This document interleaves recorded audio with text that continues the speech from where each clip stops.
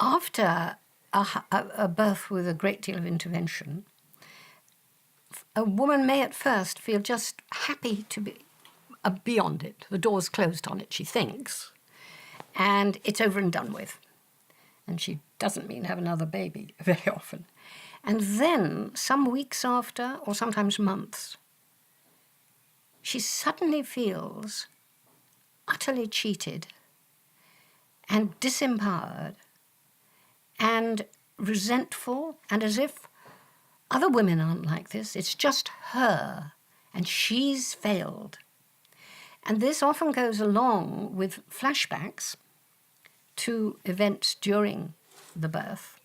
You know, somebody holding up a needle to inject her, for example, or a row of faces at the other end of the delivery table, all staring at her vagina.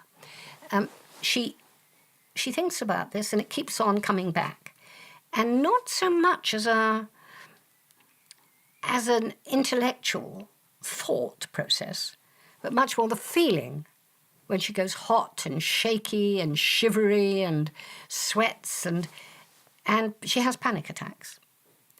And this is really post-traumatic stress. But interestingly, when she goes to her doctor, it's often diagnosed as depression. And she's then treated with antidepressants. And that's the worst thing that could be done. She needs somebody to listen to her. She needs to work out how she can get through this. And when she has antidepressants, she gets much worse. And she wakes up in the morning unable to face the day and may develop panic attacks about leaving the house, for example, or she can't walk past the hospital. And again, she feels utterly isolated from other women. And she goes back, for example, to classes after the birth, you know, to report on the birth is the idea. And she feels she can't. So it's very harmful.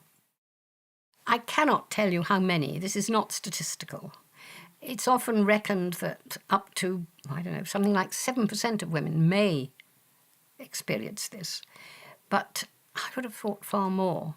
But perhaps I get that idea because I get anything between 3 and 7 calls a week. Some of them are repeat calls. Because once I've talked with a woman and listened to her, I always say to her, look, let's keep in touch about this. I'd love to hear what happens.